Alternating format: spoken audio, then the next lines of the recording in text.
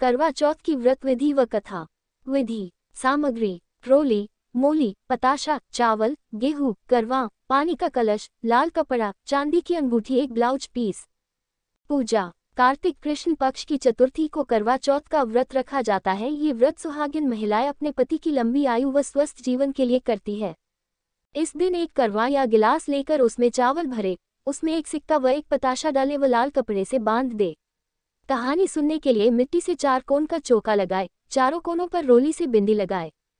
बीच मिट्टी या सुपारी से गणेश जी बनाकर रखे और रोली, मूली व चावल से गणेश जी की पूजा करे। अब चौके के ऊपर करवा रखे, उस पर ब्लाउज पीस रखे, पानी का कलश, पताशा व चांदी की अंगूठी रखे। अपने हाथ में 4 गेहूं के दाने लेकर कथा सुने। जब चौथ की कथा सुनने के बाद जो 4 गेहूं के दाने हैं उसे तो रात में चांद को अर्घ देने के लिए रख ले व दूसरे 4 दाने लेकर गणेश जी की कहानी सुने और उसके बाद सूर्य को अर्घ दे। जो चांदी की अंगूठी हमने पूजा में रखी थी उसे भी अर्घ देते समय हाथ में ले लेवे। रात में चंद्रोदय होने पर जो गेहूं के दाने रखे हैं उसे अर्घ दे व भोग लगाए। करवा और ब्लाउज पीस अपनी सास या नंद को दे, उसके बाद अपना व्रत खोले।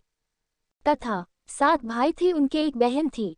सभी भाई अपनी बहन से बहुत प्यार करते थे और हमेशा उसके साथ ही खाना खाते थे। जब बहन की शादी हो गई तो बहन ने करवा चौथ का व्रत किया।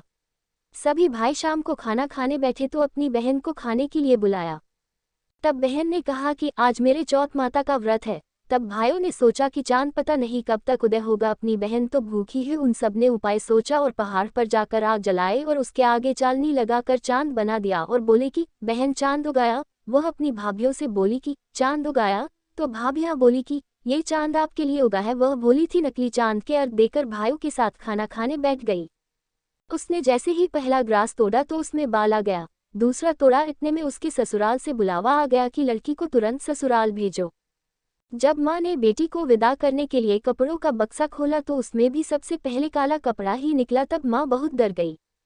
उसने अपनी बेटी को एक चांदी का सिक्का देते हुए कहा कि तुझे रास्ते में जो भी मिले उसके पैर छूती जाना और जो तुझे सुहागन होने का आशीर्वाद दे उसे ये सिक्का दे देना और अपने पल्लू पर गांठ बांध लेना।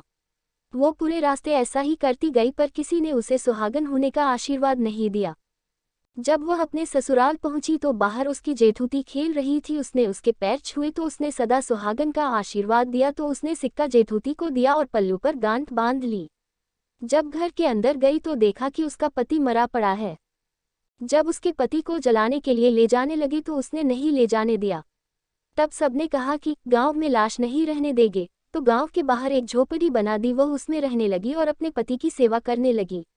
रोज घर से बच्चे उसे खाना दे जाते। कुछ समय बाद माघ की चौथ आई तो उसने व्रत किया। रात को चौथ माता गाजती गरजती आई तो उसने माता के पैर पकड़ लिए। माता पैर छुड़ाने लगी, बोली 7 भाइयों की बहन घनी भूखी, मेरे पैर छोड़। जब उसने पैर नहीं छोड़े तो चौथ माता बोली कि मैं कुछ नहीं कर सकती, मेरे से बड़ी बैशाख की चौथ आएगी, उसके पैर पकड़ना। कुछ समय बाद बैशाख की चौथ आई तो उसने कहा कि मैं कुछ नहीं कर सकती, मेरे से बड़ी भादवे की चौथ आएगी, उसके पैर पकड़ना। जब भादवे की चौथ आई तो उसने भी यही कहा कि मैं कुछ नहीं कर सकती, मेरे से बड़ी कार्तिक चौथ है, वो ही तेरे पति को जीवन दे सकती है, लेकिन वो तेरे से सुहाग का सामान मांगेगी तो तू वो सब तैयार रखना, लेकिन मैंने तुझे ये सब बताया है ऐसा मत कहना। जब कार्तिक चौथ आई तो उसने अपने पति के लिए व्रत रखा। रात को चौथ माता आई तो उसने पैर पकड़ लिए तो माता बोली 7 भाइयों की लाडली बहन घनी भूखी, घनी तिसाई पापिनी, मेरे पैर छोड़। तब वो बोली कि माता मेरे से भूल हो गई, मुझे माफ कर दो और मेरे पति को जीवन दान दो। जब उसने माता के पैर नहीं छोड़े तो माता बोली कि ठीक है, जो सामान मैं मांगू वो मुझे ला कर दे। माता ने जो सामान मांगा वो उसने ला कर दे दिया। तब चौथ माता बोली कि तुझे ये सब किसने बताया? वो बोली कि माता मैं इस जंगल में अकेली रहती हूँ, मुझे ये सब बताने यहाँ कौन आएगा। चौथ माता ने मांग में से सिंदूर लिया, आंख में से काजल व चिटली अंगुली से मेहंदी निकालकर उसके पति के छिटा तो उसका पति जीवित हो गया। माता ने उसके पति को जीवित कर दिया और सदा सुहागन का आशीर्वाद दिया। सुबह बच्चे जब खाना लेकर आए तो अपने चाचा को जीवित पाया।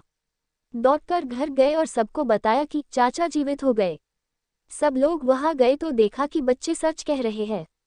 अपने बेटे को जीवित देखकर सास बहू के पैर पड़ने लगी तो बहू बोली सासू जी आप ये क्या कर रही है? मैंने कुछ नहीं किया, ये तो चौथ माता ने किया है।